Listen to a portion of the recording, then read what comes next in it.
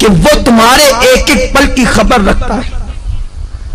اور یہ بھی سن لو میری بہنوں، اگر تم نے اللہ سے ڈر کر گناہوں سے توبہ کر لی تو اللہ کے رسول فرماتے ہیں جو اللہ سے ڈرتا ہے اللہ اسے سب سے بے نیاز کر دیتا ہے. اللہ محتاجی کو دور کر دیتا ہے. جو اللہ سے ڈرتا ہے اللہ اسے ایسی جگہ سے روزی عطا کرتا ہے جہاں پر اس کا گمان بھی نہیں جاتا. آؤ میں آپ کو استقامت فی الدین کے حوالے سے اور اللہ کے خوف کے حوالے سے ایک بڑی پیاری حکایت پیش کروں. امام یافعی علیہ رحمت و رضوان فرماتے ہیں میری بہنیں غور سے سنیں اور اللہ کا خوف اپنے دل کے اندر پیدا کریں. جب ایک عورت اللہ سے ڈر کر گناہوں کو ترک کر دیتی ہے تو اللہ اس کے مقام کو کتنا بلند فرما دیتا ہے.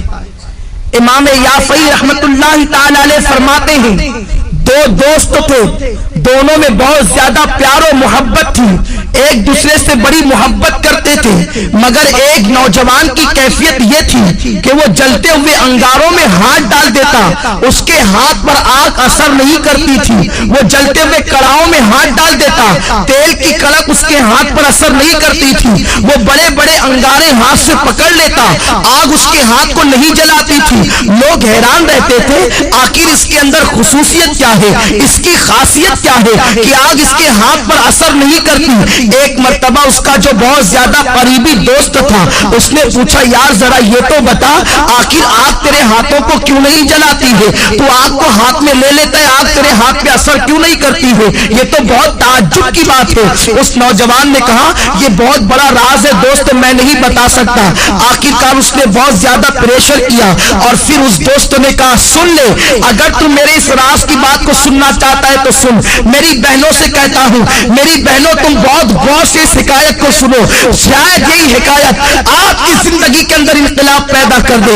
وہ نوجوان کہتا ہے میرے بھائی دراصل معاملہ یہ ہے میں نوجوان تھا، میں نے جوانی کی دہلیز پہ قدم رکھا، میرے پاس حسن بھی تھا، میرے پاس دولت بھی تھی، میرے پاس سب کچھ تھا، میں بڑے مالدار باپ کا بیٹا تھا. جب میں نے جوانی کی دہلیز پہ قدم رکھا تو مجھے عیاشیوں کی فکر ہوئی. ظاہر سی بات ہے جب انسان کے پاس دولت آتی ہے تو وہ عیاشی کی طرف بڑھتا ہے، وہ کسی نہ کسی کی عصمت کا سودا کرنے کا سوچتا ہے. وہ نوجوان کہتا ہے ایک رات میں کھانا کھاتے گرمیوں کے موسم میں اپنے گھر کے اوپر کے چھت پر ٹیرس پر گھوم رہا تھا، ٹہل رہا تھا. میں نے کیا دیکھا کہ میرے گھر کے سامنے ایک بہت خوبصورت لڑکی ٹہل رہی ہے. جب میں نے اس لڑکی کو دیکھا تو اس سے میرے دل میں محبت پیدا ہو گئی. میں نے اس لڑکی سے گفتگو کرنا چاہیے. میں نے اس لڑکی سے کہا تجھے جتنی دولت چاہیے لے لے مگر تم میرے ساتھ میں جیسا کہوں ویسا ہی کرنا. مگر وہ لڑکی کوئی معمولی لڑکی نہیں تھی، وہ آج کل کی آوارہ لڑکیوں کی طرح، آج کل کی اسکول اور کالج کی اپنی مرضی سے جینے والی لڑکیوں کی طرح لڑکی نہیں تھی.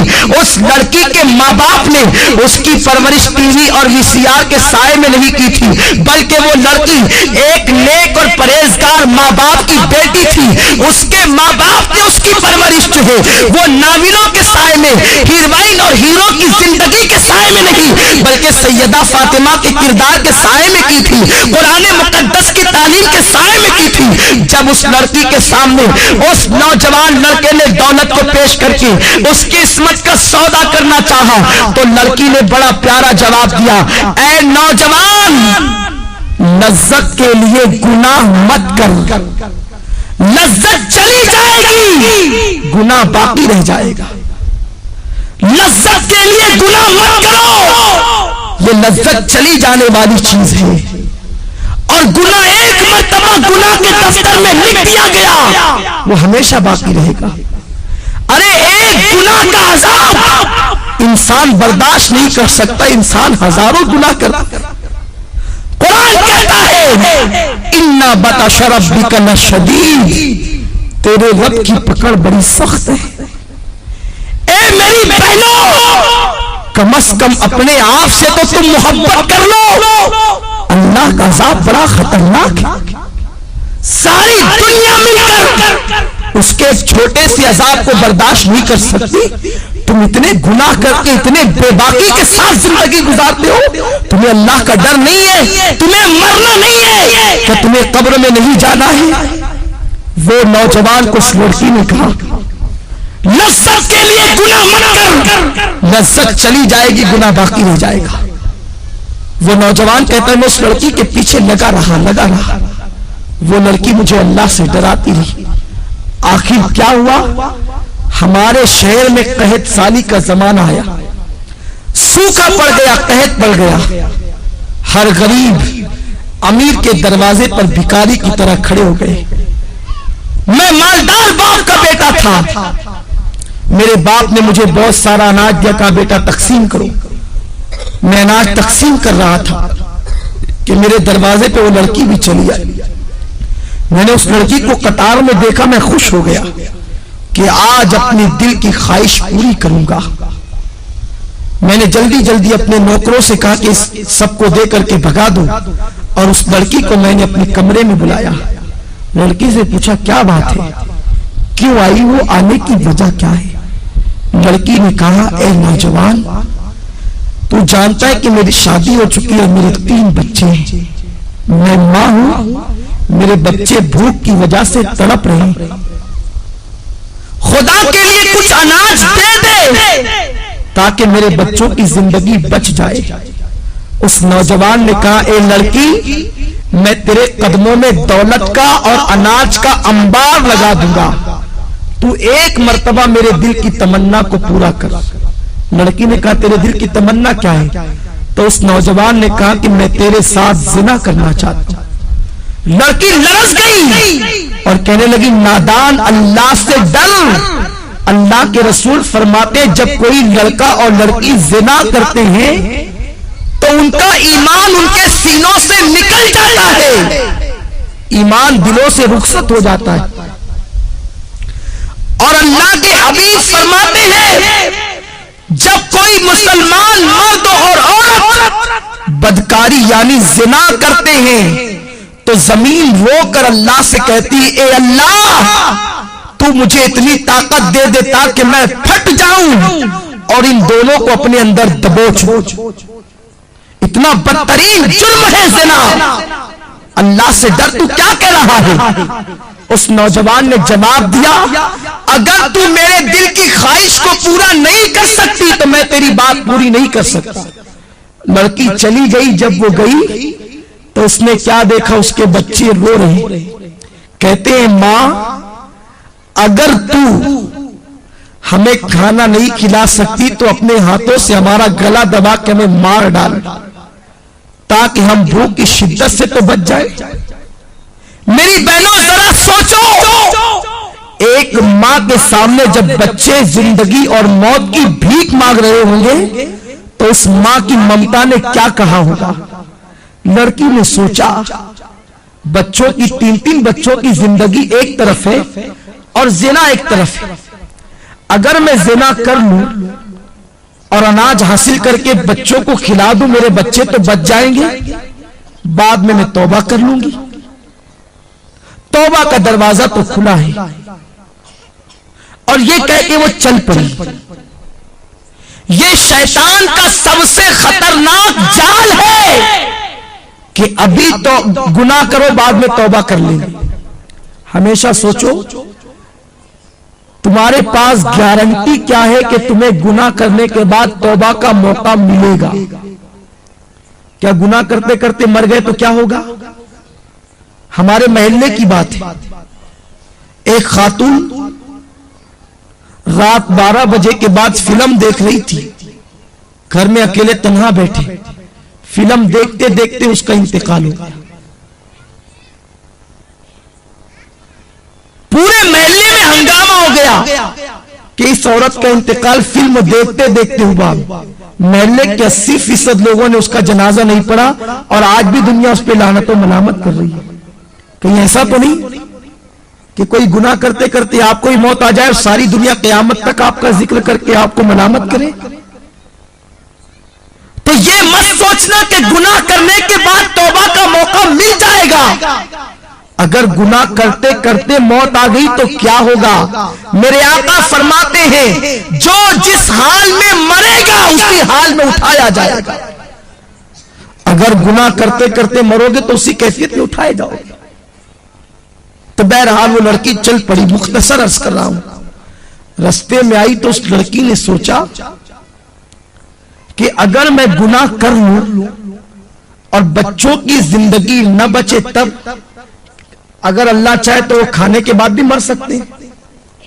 ضروری تو نہیں کہ کوئی بھوکا ہی مرے، کھانے کے بعد بھی بچے مر سکتے ہیں. تو بچوں کی زندگی کے لیے اپنی عصمت پر داغ کیوں لگاؤں؟ جس رسول کے صدقے مجھے عزت ملی، وقار ملا، زندگی ملی، میں اس رسول کا دل کیوں دکھاؤں؟ یہ سوچ کر وہ گئی اور نوجوان سے کہا میرے بچوں پہ رحم کر کے کچھ دے دے. تو اس نے کہا تو میری دل کی خواہش پوری کر، میں تیری خواہش پوری کر دوں گا. لڑکی نے کہا اے نوجوان کان کھول کے سن لے، اپنے ایک ایک بچے کو بھوک سے تڑپ تڑپ کر مرتا دیکھنا تو گوارا کر لوں گی، مگر نبی کی نافرمانی نہیں کروں گی، کبھی گناہ کی طرف نہیں جاؤں گی. یہ کہہ کر وہ لڑکی پلٹ گئی اور آ کر حضرت فاطمہ کی سنت کو ادا کیا. وضو کیا اور سر سجدے میں رکھ کر کہتے مولا تو نے کہا ہے گناہ سے بچنے کے لیے میں بچ گئی، اب میرے بچوں کی زندگی بچانا تیرے کرم کا کام ہے. ادھر یہ دعا کر ہی رہی تھی، ادھر دروازے پہ دستک ہوئی. دروازہ کھول کے دیکھا تو وہی نوجوان اپنے نوکروں کے ساتھ کھڑا ہے. اس کے ہاتھوں میں بہت سارے روپیوں کے تھال اور اناج موجود ہے، کھانا موجود ہے. لڑکی نے کہا کیا بات ہے، کیوں آئے ہو؟ اس نوجوان نے کہا اے عورت، تو غریب بھوکی پیاسی ہو کر اللہ سے اتنا ڈرتی ہے تو مجھے مالدار ہو کر اللہ سے کتنا ڈرنا چاہیے. میرا دل تیرے تقوی اور پرہیزگاری کی وجہ سے بدل گیا. آج کے بعد میں تجھے اپنی بہن مانتا ہوں، سارے ناپاک ارادوں سے میں نے توبہ کر لی. یہ لے میری طرف سے تحفہ قبول فرما اور اپنے بچوں کو کھلا دے.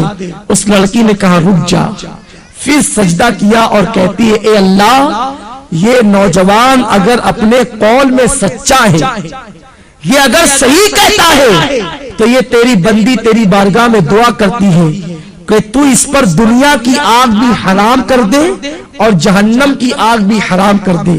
وہ نوجوان کہتا ہے وہ اللہ سے ڈرنے والی بندی کی دعا کا اثر ہے کہ جیسے میں آگ میں ہاتھ ڈال دیتا ہوں تو آگ میرے ہاتھوں پر اثر نہیں کرتی. اس کی دعا میں اتنی تاثیر کہ اس نے مجھے دعا دے دی تو میں دنیا کی آگ کو پکڑتا ہوں تو آگ میرے ہاتھوں پر اثر نہیں کرتی.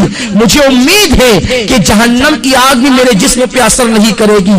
میری بہنوں ذرا سوچو تو صحیح، اگر ایک عورت گناہ سے بچے، ایک عورت اگر برائی سے بچے تو اس کی دعا میں اتنی تاثیر پیدا ہو جائے کہ اگر وہ کسی کے لیے دعا کر دے کہ تیرے ہاتھ پر دنیا کی آگ اثر نہ کرے تو دنیا کی آگ اسے جلا نہیں سکتی، تو خود اس بندی کے وجود کا عالم کیا ہوگا، خود اس بندی کی شان و شوکت کا عالم کیا ہوگا. تو میری بہنوں تم اپنے مقام کو پہچانو، تم نبی کی امتی ہو، تم سرکار کی کنیز ہو، تم سیدہ فاطمہ کے نقش قدم پر چلنے کے لیے پیدا کی گئی ہو. اپنی عصمت و آبرو کو سمجھو اور اپنی آبرو کا سودا نہ کرو. اور چلتے چلتے آخری بات بتا دوں، اگر کوئی میری بہن غلطی سے کوئی گناہ کر چکی ہے تو وہ پریشان نہ ہو، آج بھی توبہ کا دروازہ کھلا ہوا ہے.